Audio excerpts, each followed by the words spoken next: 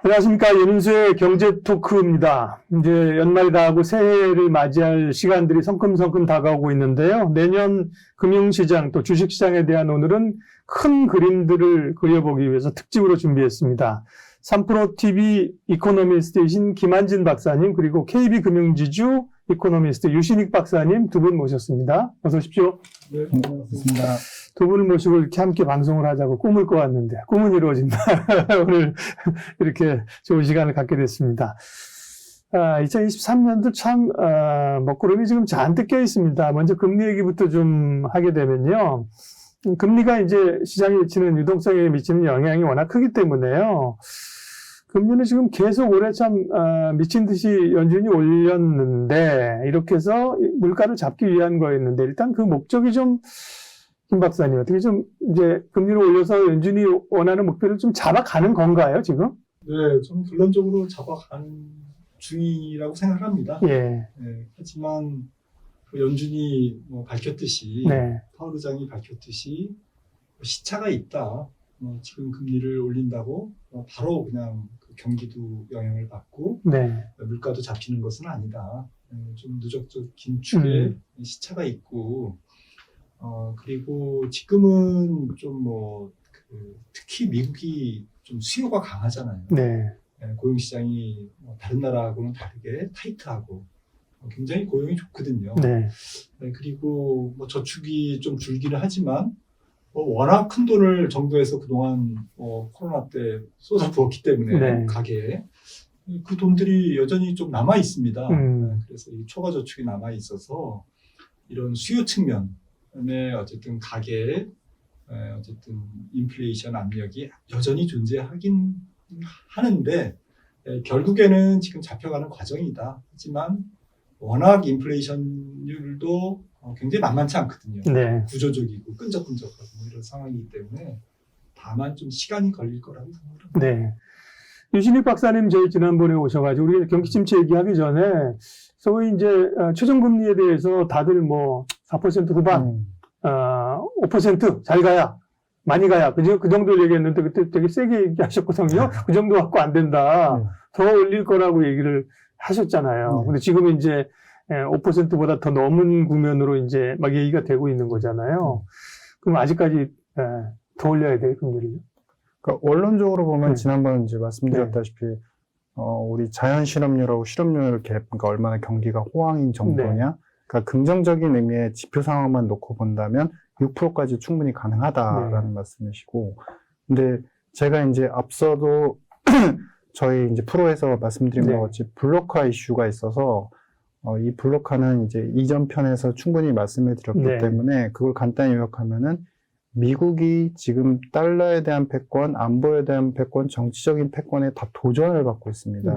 거기에 더불어 추가적으로 플러스 바이든 정부가 지금 2년째, 3년째 하지 못하는 친환경 성장 정책에 대한 드라이브를 제대로 효과를 못 보고 있고, 이것은 과거로 회귀해서 오바마 정책의 실패를 매듭을 져야 되는 숙제를 안고 있는데 여전히 못하고 있다. 즉 한마디로 표현해드리면 금리는 6%까지 올려야 되지만 이 페더럴, 그러니까 그 연방정부에서 돈을 지출해야 되는 규모는 앞으로 더 늘어날 수밖에 없고, 근데 부채는 거의 31조 2천억 달러 1밑에 차 있다.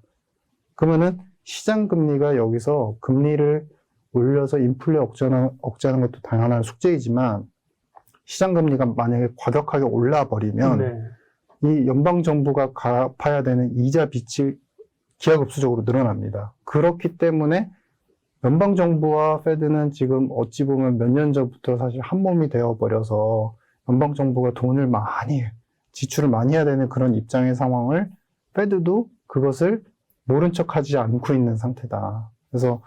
그래서 이제 결론적으로 말씀드리면 6%대까지 충분히 가능하나 발목이 잡힌 여러 가지 구조적인 이유 때문에 못하고 있는. 그러게요. 금리를 계속해서 시장의 발목을 잡고 있는 거고요. 유신익 박사님 말씀하신 그런 지정학적이거나 그런 거에 대한 건 이제 앞에 편을 한번 돌려보시면 깊은 내용을 저희가 또 얘기를 했으니까 참고를 해주시고요. 어쨌든 시장의 또 관심이나 우려는 물가나 긴축에서 또 이제 경기 침체 쪽으로 이제 확 넘어가는 지금 분위기가 되는 건데요. 경기 침체는 오는가? 네. 얼마나 강도로 오는가? 시장은 그거를 지금 얼마나 반영했고 얼마나 더 반영할까? 이게 지금 관심사인데요. 김한진 박사님, 경기 침체는 얘는 별로 원치는 않는데 오는 거죠? 국가마다 좀 다를 것 같습니다. 예. 네. 왜 다르냐면은, 그 나라마다, 조금 경기가 침체를 이제 경기가 침체가 진행됐을 때 맷집 있지 않습니까? 그 맷집이 조금 다른 것 같아요. 네. 그 맷집의 차이는 가계부채라든지, 또 고용시장의 좀 컨디션이라든지, 그리고 이제 핵심 어떤 산업의 경쟁력이라든지, 네. 이런 것들이 좌우하겠죠.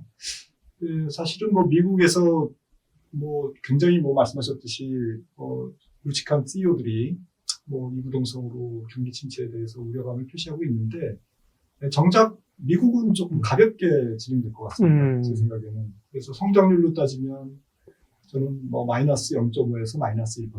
그러면 역성장이니까 만약에 내년도에 실제로 미국 경제가 마이너스 성장을 보이면, 하지만 유로존 같은 경우에는 더 충격이 크다. 네, 미국이 그 정도 마이너스 역성장이면 유로존은 거의 한 2%까지도 역성장이 나올 수 있고, 네. 그리고 어쨌든 선진국의 물건을 팔아야 되는 신흥국이나 아니면 중국 같은 경우도 성장률이 잘 나올 리가 없겠죠. 그래서 사실은 미국은 내년도에 좀 가벼운 경기 침체, 나머지 나라는 미국보다는 조금 부담스러운 경기 침체 이렇게 진행될 가능성이 있는데, 사실 경기 침체가 오기 전에가 좀 불안합니다. 막상 오면 왔나 보다. 사실 항상 그렇거든요. 네. 주식시장도 지금 경기 침체가 온다 하니까 더 불안한 겁니다. 그렇죠. 그 강도의 어쨌든 그 불확실성에 지금 사로잡혀 있는 거죠. 네.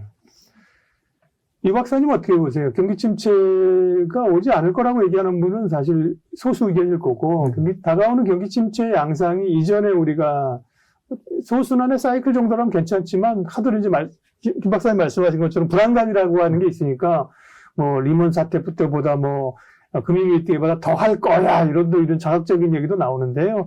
경기 침체의 강도를 어떻게 보시는지, 그 다음에 글로벌 금융시장이 이걸 어느 정도나 지금 반영하고 있다고 보세요? 우선 이제 침체라는 부분에 대해서 정리부터 해야 되나요? 정의를 좀 해봐야 될 것 같습니다. 그러니까 지금은 이제 미국 경제를 중심으로 생각을 해본다면 여전히 개인 소비 지출이 1% 정도 괜찮은 겁니다.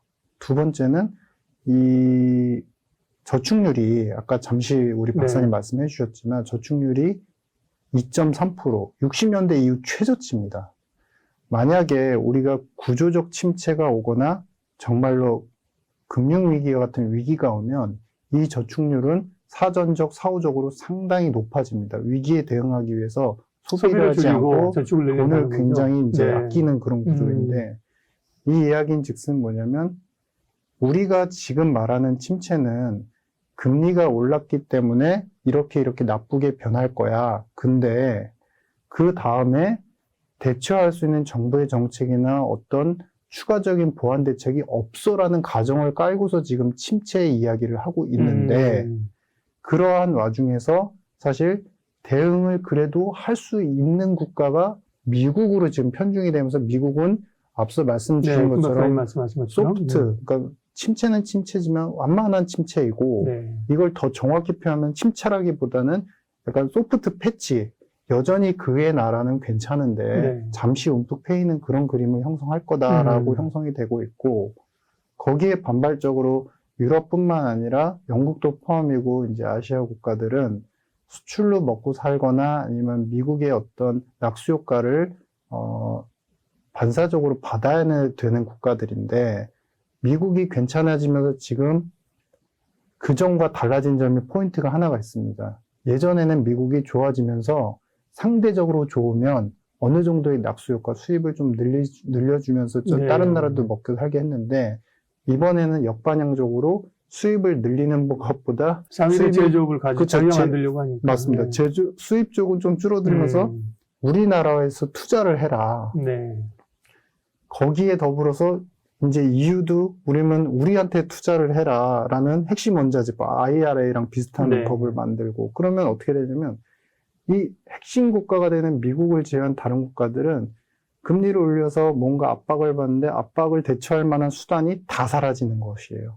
근데 미국은 그것을 정치적으로 보완해서 자신들은 그래도 약간 소프트하게 버텨나가려는 흐름이고 그래서 정확히 표현하면은 미국은 약간의 완만한 이제 경기 악화 정도로 이제 생각을 하고 있고 네. 나머지 국가들은 앞으로 침체가 본격화될 만큼 그 사이클도 지금 하강인데 앞으로의 카드도 거의 다 소진이 되었다. 그래서 침체를 우리가 기정사실화하고 있는 것 같다라는 것이고 침체의 강도로 보신다면 순서대로 제일 그나마 괜찮을 것이 미국이고 앞서 말씀드린 영국, 그 다음에 유럽 쪽이 그 다음으로 나쁠 것이고 제일 안 좋은 것은 결국에 제가 첫 화두로 말씀드렸던 블록화 이슈가 있기 때문에 경상수지 수출에 먹고 사는 나라들은 앞으로 5년 이상의 구조적인 리스크에 전환해버렸다. 네. 이렇게 이제.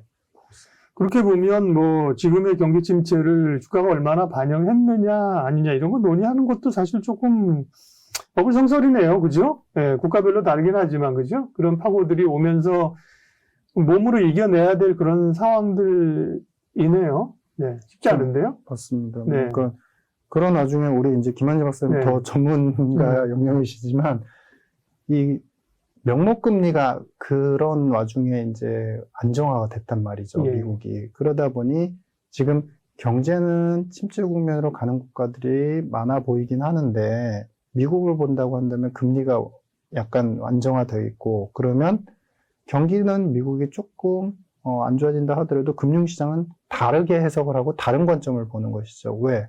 여전히 유동성은 과거 대비 30% 이상 늘어난 상태에서 유지가 되고 줄어든 속도도 서서히 줄어드는 정도에 불과하고 그럼 금융의 현상은 미국은 그렇게까지 심하게 나쁘지 않아. 그러면 우리가 생각하던 악조건들, 금리, 그리고 인플레가 조금만 완화가 되면은 이 시장 자체는 위험선으로 다시 살아날 수 있어라는 금융적, 화폐적 현상이 이쪽에서 계속 몰입돼서 나타나는 거죠. 그래서 그런 부분들은 이제 아마 미국이 그렇게 이제 어떻게 버티고 있기 때문에 금융시장이나 주식시장도 갑자기 여기서 큰 어떤 충격은 더 없을 것 같고 다만 이제 제일 안 좋은 건 그거죠. 이제 횡보죠. 이런 상태에서 또 네. 좋은 거는 없으니 이제 계속 머무는데 그런 그림이 상당 기간 좀 이어지지 않을까 보고 있습니다. 네.